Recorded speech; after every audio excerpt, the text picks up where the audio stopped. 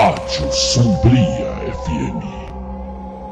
Deixe a escuridão te guiar. Sombria FM apresenta Cartas da Meia-Noite.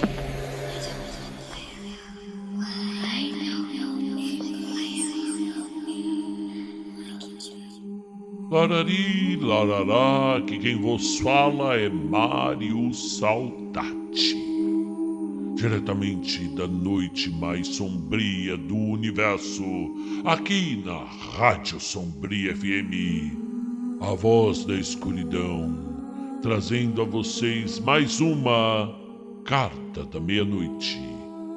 Aqui à minha frente jaz eternamente Ricardo Bocanegra, simplesmente porque ele tem um enorme empréstimo consignado no salário dele que o impede de pedir a demissão dessa rádio. Entendo-te, ó meu amigo. Vamos à carta de hoje? Rodoviária do Tietê, a maior da América Latina. O coração pulsante que bombeia gente, sonhos e medos por todas as direções possíveis, no meio de malas, malotes, mochilas, é um monstro urbano de concreto, aço e vidro, que respira o ar quente da cidade e exala em silêncio histórias que ninguém ousa contar. Todo o entorno da rodoviária do Tietê é abismal. É soturno, é perigoso. Aqui, cada eco de passos é um recado. Cada olhar perdido é uma promessa ou uma ameaça. Não é um lugar para quem está desavisado. Milhares de vidas chegam e saem da cidade por aqui todos os dias. São tantos rostos que se tornam borrões. Mochileiros, executivos, famílias inteiras, turistas estrangeiros, andarilhos. Os que chegam, sempre mais numerosos. Isto é fato. Mas não é sobre eles que essa história trata. Não importa muito de onde vieram. Não importa muito para onde vão. O que importa é a própria rodoviária. Ela não é apenas o ponto de partida ou de chegada. Ela é a narrativa inteira. Ela é um organismo vivo, pulsante, que respira profundamente na crosta marginal, onde o rio de mesmo nome arrasta suas águas escuras. De dia é um frenesi, de noite,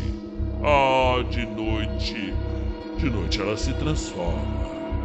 Milhares de pessoas passam aqui, mas alguns ficam, sempre ficam. Não por horas, por dias, meses e às vezes anos. Eu mesmo lembro de uma senhora que pedia dinheiro para o ônibus, para completar na passagem de ônibus. Ela ficou uns 35 anos pedindo dinheiro ali perto da escada rolante. Ela deve ter comprado uns 5 ônibus com tudo que ela ganhou. São personagens permanentes desse lugar. Pessoas que, por algum motivo, acabam sendo capturadas pela influência gravitacional invisível dessa estrutura colossal de aço, de concreto e de sonhos esmigalhados. E algumas dessas pessoas não estão mais vivas.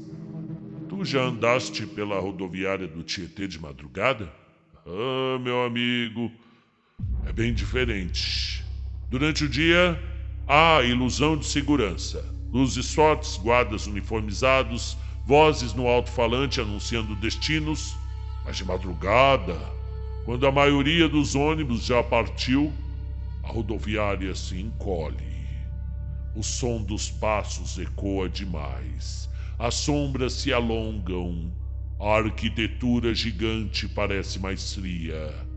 Aqui é o exato lugar onde a criança chora e a mamãe não vê.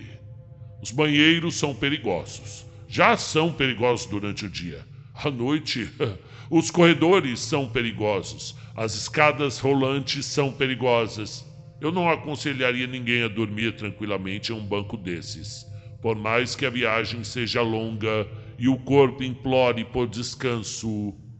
Os assaltos e furtos são comuns, sim, mas existe outra camada de perigo. Uma que não se vê nas câmeras, uma que não entra nas estatísticas, porque a rodoviária do Tietê também sofre influência do além. E como não sofreria, é claro, olhe a localização. Construída sobre terrenos antigos, próxima ao leito de um rio morto, cercada por histórias de despejos, mortes e tragédias que acompanharam o crescimento de São Paulo. Você sabia que a rodoviária do Tietê, a maior da América Latina, fica, é claro, ao lado do que foi o presídio do Carandiru, bem pertinho, lado a lado, alguns quarteirões apenas. E dizem que lá também é um lugar amaldiçoado, assombrado. É uma carga de sofrimento impregnada nas paredes, basta andar naquelas ruas. O piso é gasto, os assentos são rachados. É óbvio que um lugar desses teria seus próprios encantos malditos. E há muitos. Mas um deles me fascina em particular e me assusta também, mais do que os outros todos. É o da cabine 68. Visível apenas de tempos em tempos, normalmente depois da meia-noite. Deixe-me explicar. A rodoviária é dividida em áreas. Tem cabines para todos os destinos. Interior de São Paulo, do Rio de Janeiro. Tem muito ônibus indo para o Nordeste, para o Sul. Até viagens para alguns países da América do Sul. Sim, há ônibus para o Paraguai, Argentina, Chile e até para Cusco, no Peru. O andar de cima é um mar de guichês. Uma multidão de passageiros de dia, mas na calada da noite fica quase deserto. Eu disse quase. Muita gente anda ainda de madrugada por lá. Mas não na ala branca. A ala branca, se você não conhece, é um corredor no fundo, meio afastado das rotas principais. O piso ali é mais gasto, a iluminação é mais fraca. É onde ficam os bilhetes internacionais, mas é depois. As poucas lojas fecham cedo e o silêncio toma conta. Se você caminha ali sozinho de madrugada, começa a sentir uma coisa estranha, como se o ar fosse mais pesado, mais úmido, como se estivesse prestes a entrar em um lugar onde não deveria estar. Se continuar andando, e se tiver azar, pode vislumbrar a tal cabine. É uma cabine pequena, meio encardida, diferente das outras, ainda da época da inauguração do complexo nos anos 80. As paredes têm um tom bege desbotado. O vidro é grosso e amarelado, como se o tempo tivesse se acumulado ali dentro. No letreiro, em letras simples um pouco tortas, cabine 68. O funcionário é sempre o mesmo. Um homem de meia idade, rosto marcado por rugas, expressão viva, costeletas espessas, como se tivesse, sei lá, um bigode alinhado, roupas que parecem ter saído direto de uma fotografia antiga, camisa social creme, colete marrom, gravata fina. O cheiro que escapa da cabine é uma mistura de papel envelhecido e perfume barato, daqueles vendidos nos anos 70. Ele se apresenta como Dexus, ou como gosta de dizer, o vendedor de bilhetes. Ele é simpático, conversa com qualquer um, faz piadas rápidas, com um fundo tom de ironia. Seus olhos, porém, não batem com o sorriso. Tem algo ali, como se ele soubesse mais sobre você do que deveria. Às vezes, enquanto fala, ele se inclina levemente, como se estivesse medindo o peso da sua alma. Agora não se engane, ele é sim um vendedor de bilhetes. Essa é a perfeita definição. A questão é para onde vão esses bilhetes. Porque as passagens que ele oferece não têm destino marcado nos mapas. Não há nome de cidade, não há país, apenas palavras estranhas que você nunca viu. Lugares que não aparecem definitivamente no Google. E para alguns, o impulso de comprar é irresistível. Eu já vi pessoas, depois de minutos conversando com ele, entregarem dinheiro sem perguntar detalhes. Apenas aceitam o bilhete, sorriem e seguem pelo corredor, desaparecendo na penumbra da ala branca. E é claro, como vocês podem perceber ou desconfiar, eles nunca mais voltam. Alguns dizem que os bilhetes levam a cidades fantasmas, outros que são só passagens de ida para dimensões esquecidas. Há quem fale que você vai parar no último lugar que viu antes de morrer. O que eu sei, porque ela não aparece sempre. A rodoviária inteira parece prender o fôlego. O ar fica parado, o silêncio cresce, e se você tentar mostrar para alguém, se tentar trazer outra pessoa para ver, a cabine simplesmente não está mais lá. Somem o vidro, as paredes, a luz amarelada, o cheiro de papel velho, fica só o corredor vazio, iluminado por lâmpadas frias, brancas, com placas apontando para destinos comuns, como se nunca tivesse existido. Mas eu conversei com o Dexus, e quando ele me ofereceu um bilhete, meu amigo, por um segundo, eu quis comprar. Eu não sei exatamente em que momento eu aceitei. A conversa com Dexus é como um sonho febril. Você entra de um jeito, sai de outro. Não há hesitação, só a estranha certeza de que deve comprar o bilhete. Quando eu percebi, ele já estava em minha mão. Papel grosso, amarelado, letras manuscritas com tinta que parecia recém-seca.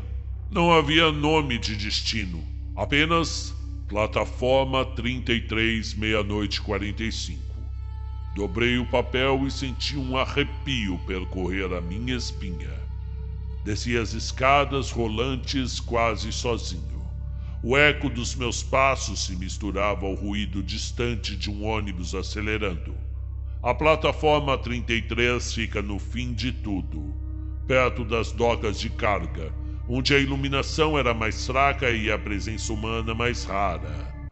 E lá estava ele, um ônibus antigo, aquele modelo Caio Gabriela Halley, pintura creme, faixas marrons já gastas. O letreiro frontal piscava de forma irregular, como se fosse alimentado por uma eletricidade cansada. O motorista, um homem de meia-idade, vestia um uniforme clássico das antigas viações, cap alinhado, paletó marrom, luvas de couro, rosto inexpressivo. Mas os olhos tinham aquele mesmo brilho do Dexus. Boa noite, disse ele sem olhar muito para mim. Suba. O interior era um mergulho no passado. Bancos de couro gasto, cortinas pesadas e escuras, um leve cheiro de diesel misturado a perfume barato e algo mais. Um odor metálico, frio, que não pertencia a nenhum veículo. Sentei no meio. O motorista não pediu meu destino. Apenas ligou o motor que roncou como um animal velho. E seguimos. E foi então que eu percebi.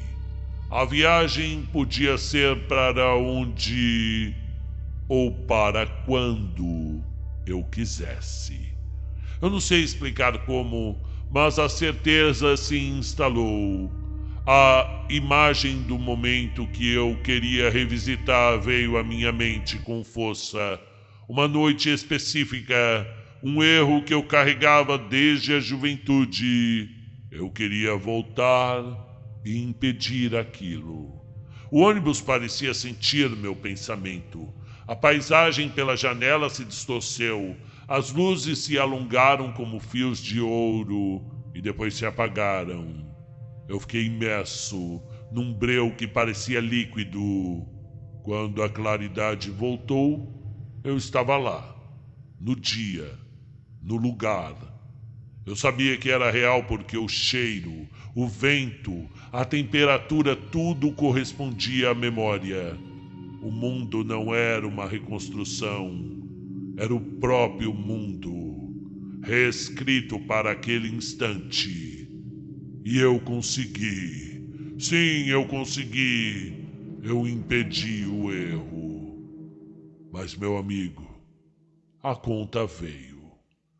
A primeira viagem foi minha, e a consequência foi só minha. Mas antes de falar dela, vou contar de outros, porque eu não fui o único a embarcar naquele maldito ônibus. Caso 1. A mãe. Ela se chamava Helena, era uma mulher simples do interior. Comprou o bilhete numa madrugada de chuva, com as mãos tremendo. Queria voltar ao dia em que perdeu o filho num acidente doméstico. E voltou. Mudou o desfecho. Salvou o menino. Impediu a tragédia. Mas quando o ônibus a trouxe de volta ao presente, ela encontrou um mundo diferente. O filho estava vivo, sim. Mas agora era um homem frio, distante, envolvido em crimes e violência. Não havia amor nos olhos dele, apenas o desprezo. Helena tentou desfazer a viagem. Voltou à cabine semanas depois. Procurou Dexus. Implorou. Ele apenas sorriu e disse: não há passagens de volta para o que já foi consertado. Meses depois, ela desapareceu. Dizem que foi vista embarcando de novo, mas dessa vez sem bilhete. Apenas entrou no ônibus e nunca mais foi vista. Caso 2. O apostador. Rogério era um viciado em jogos.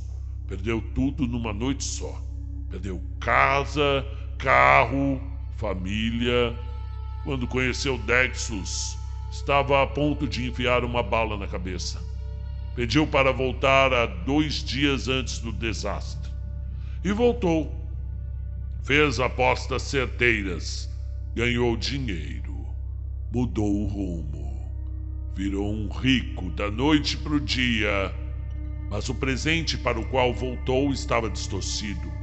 O rosto das pessoas era errado, levemente borrado, como se não estivessem completamente encaixados no mundo.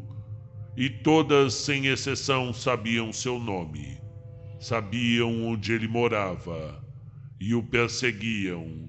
Rogério dizia que ouvia baterem na porta todas as madrugadas com um ritmo constante.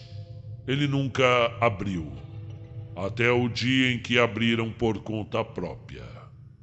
E ele sumiu, é claro. Caso 3. O viúvo. Paulo perdeu a esposa num assalto. Quando embarcou no ônibus, pediu para voltar e evitar o crime. E de fato conseguiu. Salvou-a. Voltou para o presente com ela viva. Mas não era a mesma mulher. Ela lembrava de tudo, menos dele. Não o reconhecia, não queria sua presença e pior, estava casada com outra pessoa e vivia a quilômetros dali. Paulo passou meses seguindo à distância, até que um dia decidiu confrontá-la. Ela gritou muito, e ele foi preso por perseguição. Na cela contou sua história para outros detentos. Alguns riram. Um deles ficou sério e disse: cabine 68? Eu já vi. E nunca mais cheguei perto. Foram esses alguns casos, mas a verdade é que todos terminam assim. Você consegue o que quer, mas paga com algo que não sabia que seria tirado. Voltamos ao meu caso. Eu voltei para um dia específico da minha adolescência. Um erro que custou a amizade de alguém que eu amava. Pois eu reescrevi tudo. Fiz o que deveria ter feito. E quando voltei, encontrei uma vida diferente. Eu tinha mais dinheiro, um apartamento melhor, mas não havia ninguém na minha agenda de contatos. Nenhum amigo, nenhum familiar, ninguém me conhecia. Era como se eu tivesse sido apagado da memória coletiva. E então eu percebi: talvez a vida não queira ser reescrita. Talvez cada fio puxado mude o tecido inteiro, até que ele não sirva mais para vestir a pessoa que você era. O ônibus sempre parte vazio, mas nunca volta vazio. Eu tenho certeza disso.